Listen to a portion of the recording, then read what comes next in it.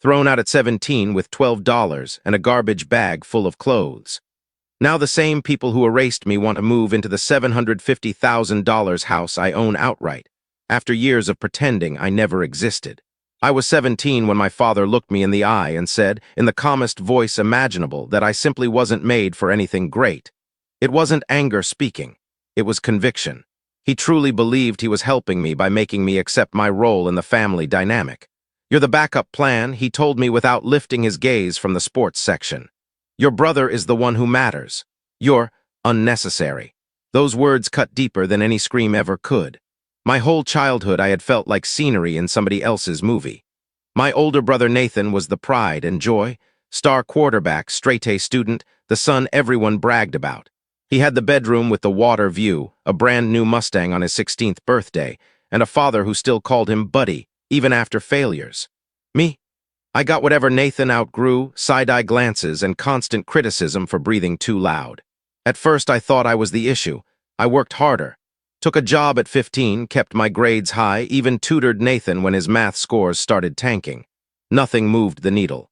Mom labeled me lazy if I tried to sleep past 8 on weekends, even after midnight shifts at the restaurant. Dad called me directionless when I said I wanted culinary school instead of a traditional university. And Nathan, he just watched with a smug little grin every time they ripped into me.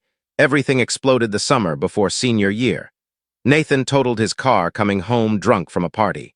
I found him in the garage, blood running down his face, sobbing and pleading with me not to tell our parents. I covered for him. I told them I had taken the car without permission, panicked, and fled the scene. I honestly thought loyalty might finally earn me a seat at the table, that they would see I could protect the family name. Instead, they threw me out. Dad didn't raise his voice. He simply pointed toward the front door and said, "Get your stuff. You've humiliated us long enough." That night, I slept under a plexiglass bus stop. The next morning, I crept back for my school bag and found a black trash bag on the steps with a note. "Figure it out yourself. Learn a lesson." No one came looking. Mom told the church ladies I had chosen the streets because I was defiant. Nathan flew to Florida 2 weeks later and posted sun-soaked photos like the universe was perfectly balanced. I survived on double shifts at a gas station, sometimes curling up on flattened boxes in the back room when the owner wasn't around. The hardest part wasn't the hunger or the cold. It was the absolute void. No birthday texts, no holiday acknowledgments, nothing. I had been erased. 3 years of silence passed before I finished an associate's degree at the community college, moved a few towns over, and started a small digital marketing side hustle using the public library's Wi-Fi. For the first time, I felt the past losing its grip. Then, last month, a single text from Mom lit up my phone. "Was that your picture on the big sign near the highway exit?" It was.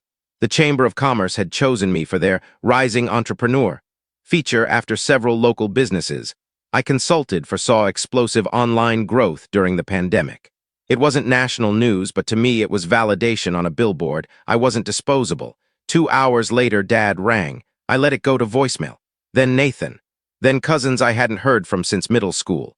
Suddenly everyone was proud, everyone missed me, everyone wanted to check in. I stayed quiet because I already knew the script. They hadn't experienced a change of heart, they had seen dollar signs.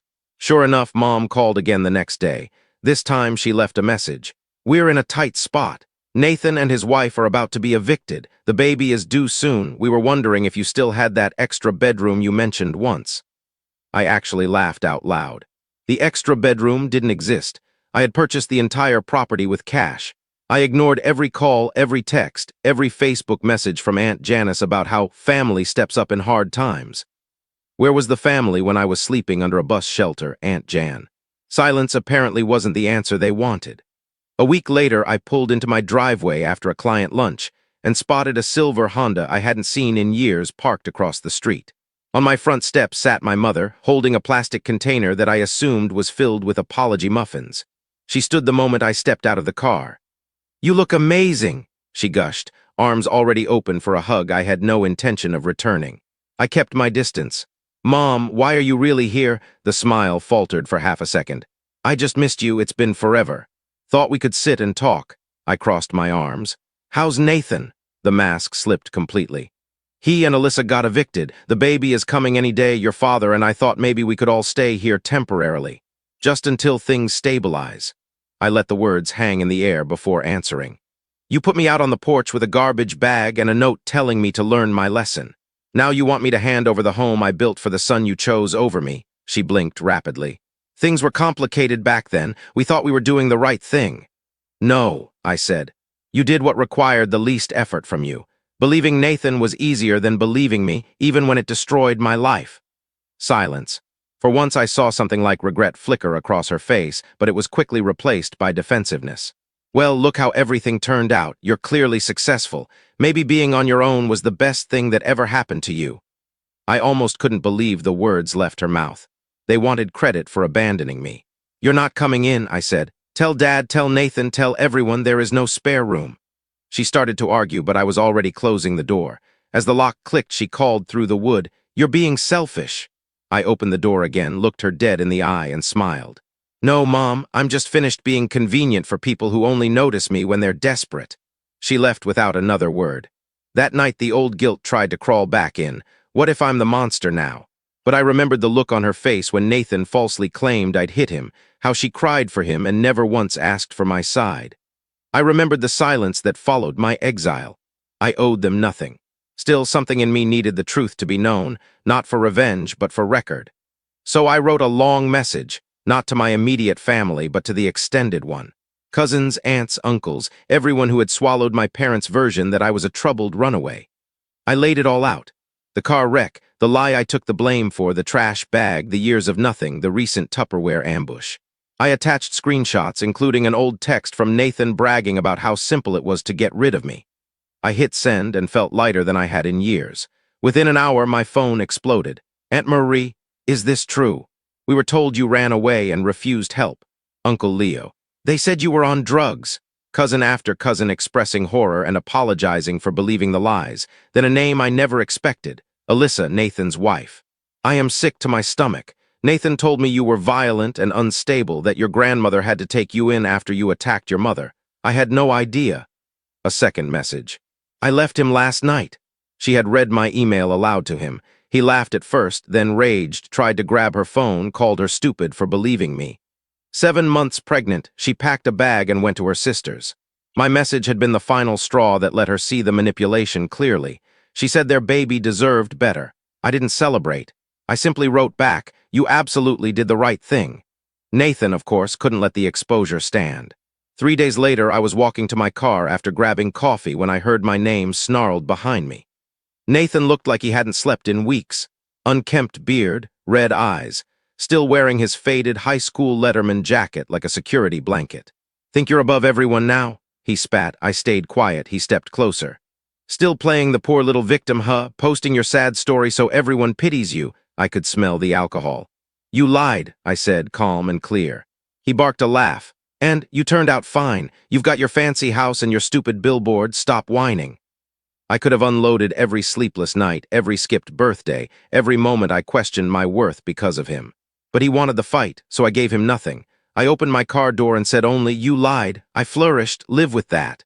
I drove away and left him shouting at an empty parking space. That evening I had dinner with Grandma, the one person who never required evidence. I told her everything, the email, the fallout, the confrontation. She listened without interrupting, then reached over and squeezed my hand. You did good, baby. That was all I needed. A week later, a certified letter arrived from my parents' attorney threatening defamation over the family email. I laughed so hard I cried, then forwarded it to the lawyer I had finally hired for my business. He told me to ignore it. Their case was laughable with the mountain of proof I had, especially Nathan's own texts. We never heard another word from their lawyer. I did something I hadn't done in years. I framed the note they left on the trash bag, figure it out yourself. Learn a lesson, and hung it in my office beside the Chamber of Commerce plaque. Some people hang degrees. I hung the moment they tried to break me and turned it into the moment I began. They called me the spare, the afterthought, the empty chair at Thanksgiving. But the worst thing about being treated as a spare part is that people think they can reinstall you whenever the main component fails. It started again with a knock at twilight. I almost left it unanswered, but something pulled me to the door. When I opened it, my father stood there looking 20 years older, hunched inside a worn cardigan, holding a manila envelope. Without meeting my eyes, he said, "I'm signing the old house over to you. Your grandmother insisted you earned it more than any of us ever did." My stomach dropped. Grandma insisted. "She's dying," he said flatly. "Stage 4 cancer." We sat on the porch steps in silence, the same steps where Mom had begged for shelter weeks earlier. "She didn't want to burden you," he muttered. "She kept saying she was proud of the woman you became." Proud. The word cracked something open inside me. 3 weeks later, she slipped away in the guest room of my house, the one they once said I would never deserve. I held her hand while the spaces between breaths grew longer. She wasn't scared. Her last words were, "Plant something new every spring. That's how we begin again." After she was gone, I found a small cedar box under her bed with a letter addressed in her perfect slanted cursive. To the granddaughter they refused to see.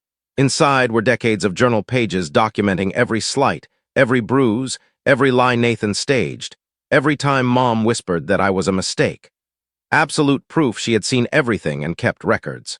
At the bottom lay a notarized deed transferring her house to me alone. She had quietly rewritten the ending they tried to force on both of us. The funeral was intimate, only the people I chose. Of course, my parents and Nathan showed up anyway, hovering at the edges in black clothing that couldn't hide anything. After the service, Mom approached.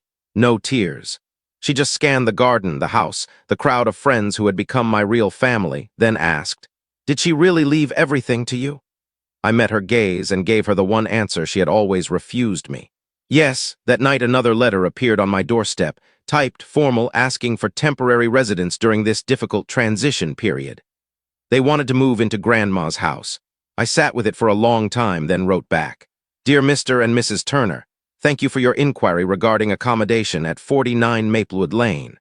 Regrettably, all available space is currently occupied by peace, memory, dignity, and the fragrance of lavender planted by someone who actually loved me.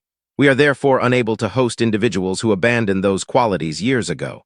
May the consequences of your past choices provide adequate shelter. Warm regards, the spare no more." I posted the exchange online. It spread like wildfire, not for gossip, but because so many recognized their own stories in mine. So many of us who were treated as extras turned out to be the whole engine. This morning I walked through Grandma's garden and planted a new white rosebush. I named it Rebirth, because I am no longer the spare. I am the seed that refused to die. Thanks for listening to my story. If it resonated, don't forget to like, subscribe, and ring the bell for more.